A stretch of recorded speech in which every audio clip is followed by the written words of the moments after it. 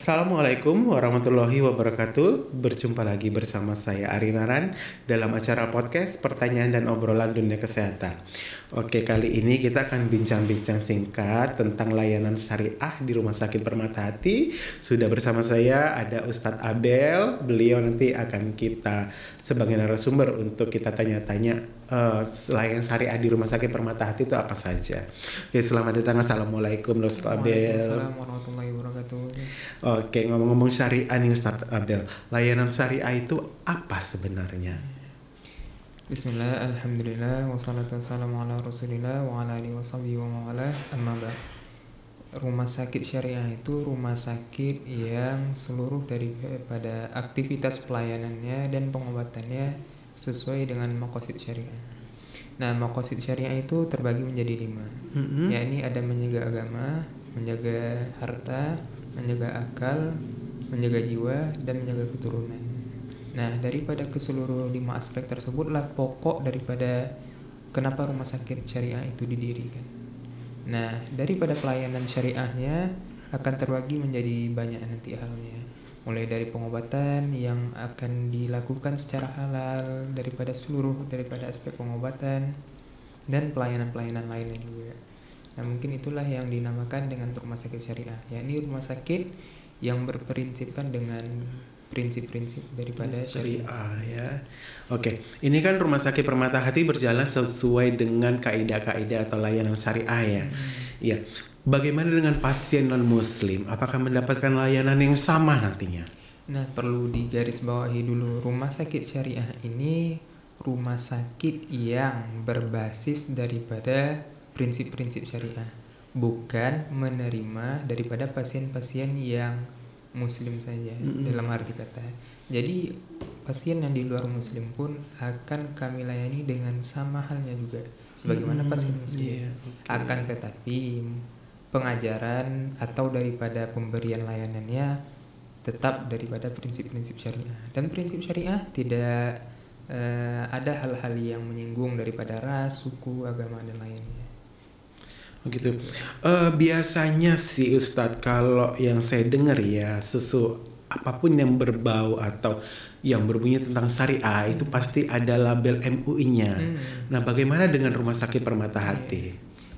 Alhamdulillah, Rumah Sakit Permata Hati kemarin tanggal 11 Januari 2025 telah melaksanakan daripada survei akreditasi syariah rumah sakit. Dan disitulah ada dua surveyor, yakni 2 daripada MUI dan 1 daripada Mukisi. Dan kepada surveyor tersebutlah akan melakukan investigasi kepada orang-orang dan dari yang ada seluruh daripada karyawan di sini, baik pelayanan maupun pengobatan. Dan salah satu halnya pengobatannya, yakni akan didalami apakah sudah bersertifikasi halal semua ataukah belum. Nah, di situ didapati alhamdulillah semua daripada pelayanan dan obat-obatan terkhususnya alhamdulillah sudah bersertifikasi halal daripada MUI.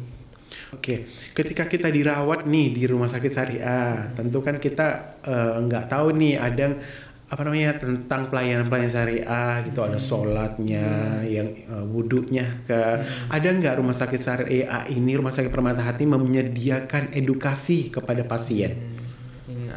Alhamdulillahnya rumah sakit syariah itu salah satu pelayanannya yakni memberikan edukasi Islami kepada seluruh pasien muslim.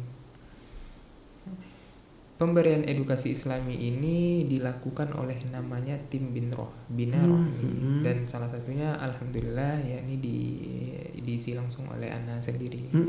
Dan untuk akhwat atau perempuannya diisi oleh namanya Ustazah Yesi. Nah, jadi akan diberikan pelayanan edukasi Islami daripada seluruh pasien muslim terkait motivasi untuk supaya bangkit lagi atau motivasi agar bersabar dalam menghadapi ujian ya, biar semangat ya. Ya betul. Dan salah satunya lagi setelah memberikan edukasi ada konsultasi fikih namanya, yakni bagaimana tata caranya sholat pasien kalaulah pasien itu tidak bisa sholat dalam keadaan berdiri. Nah, kalaupun tidak bisa dalam keadaan berdiri, bisa duduk. Kalau tidak bisa duduk, bisa tidur dan lain sebagainya. Itu diajarkan ya nanti oleh namanya tim dinro gitu. Oh gitu. Oke, kalau sholat kan tentu wudhu dulu nih. Bagi pasien ini yang nggak bisa jalan ke kamar mandi, itu gimana caranya? Iya. Nah, salah satu halnya kalaulah ada pasien itu yang tidak bisa kondisi tubuh badannya untuk berjalan ke WC dalam hal mengambil wudhu kalau sudah masuk waktunya sholat. Nah, maka disitulah gunanya tim bina rohani akan memberikan pencerahan atau edukasi Islami bagaimana tata cara halnya untuk tetap bisa berwudu bagi pasien-pasien yang contoh pasien yang pemakai kateter dan lain sebagainya yang dirasa susah untuk ke WC mengambil wudu. Nah, salah satu halnya bisa dengan memakai daripada spray wudu namanya. Nah, spray wudu tersebut cukup disemprotkan ke seluruh tubuh badan yang diwajibkan pada anggota tubuh.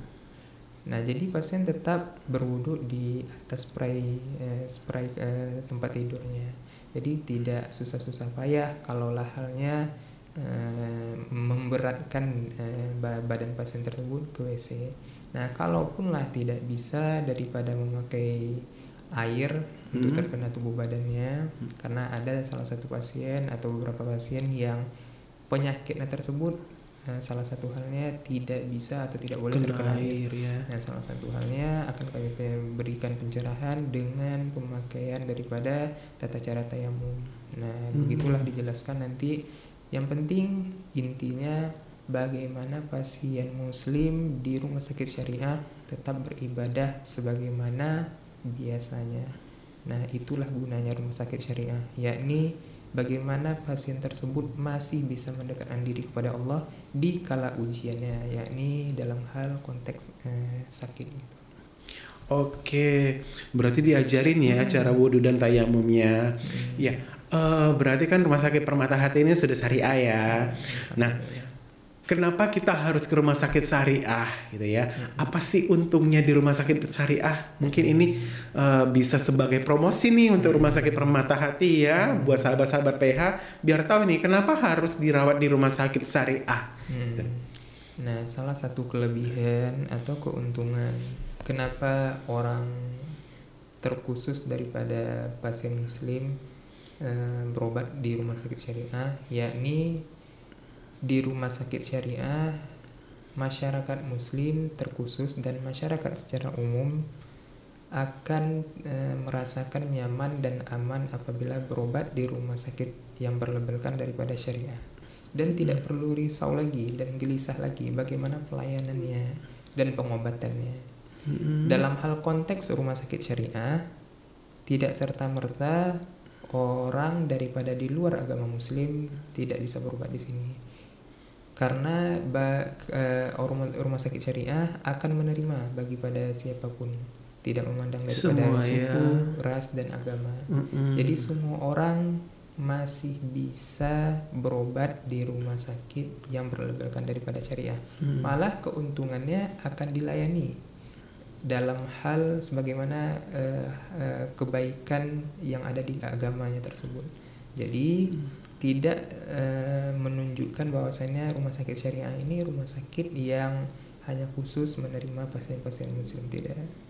Nah, rumah sakit syariah ini gunanya yakni untuk memberikan rasa nyaman, rasa aman kepada seluruh pasien, baik itu muslim ataupun non muslim.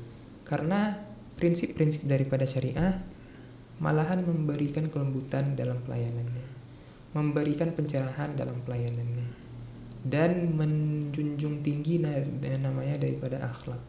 Nah, daripada hal tersebutlah rumah sakit syariah itu apabila orang-orang berobat di dalamnya akan diberikan daripada seluruh pelayanan yang secara hakikatnya baik dan terstruktur, dan salah satunya tidak perlu risau lagi dan tidak perlu gelisah lagi bagaimana pengobatannya dan Mm-mm. pelayanannya, dan insya Allah semuanya sudah berlabelkan daripada halal, begitu kurang lebih. Oke, ini ada pertanyaan tambahan nih. Hmm.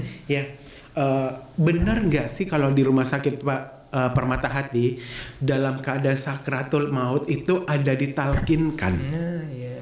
Nah, dalam hal tersebut rumah sakit yang secara khusus sudah berlabelkan syariah malahan memberikan edukasi pelayanan bagaimana tata cara talqin. Untuk keluarga. Untuk keluarga. Iya. Nah, nanti dilihat dulu bagaimana kondisi pasien tersebut. Apabila sudah dirasa perlu untuk ditalkinkan, maka tim binroh namanya, tim bina rohani akan memberikan edukasi bagaimana tata cara mentalkinkan pasien. Nah, sebaik-baiknya mentalkinkan adalah orang terdekat ataupun yakni Keluarga, dalam konteks ya. keluarga. Nah, kalaupun di dalam hal tersebut pada suatu waktu tidak ada keluarga, nah disitulah gunanya perawat, disitulah gunanya karyawan, dan disitulah guna terkhususnya binroh tim bina rohani untuk memberikan talqin langsung kepada pasien yang sudah sakaratul maut. Dan semua daripada karyawan terkhusus daripada perawat sudah di mandatory training dalam hal konteks syariah. Udah Jadi mereka diajarin sudah paham ya. Iya, bagaimana tata cara mentalkinkan dan hal-hal lain sebagainya tentang syariah di rumah sakit Permata Hati kurang lebih. Oke, terima kasih Pak Ustadz. Ya, untuk Sobat PH, mungkin itu saja bincang-bincang singkat kita bersama Ustadz Abel yang membahas tentang layanan syariah yang tadi sudah dijelaskan panjang lebar ya. Oke, saya akhiri. Wabillahi taufiq walhidayah. Wassalamualaikum warahmatullahi wabarakatuh. Terima kasih Pak Ustadz.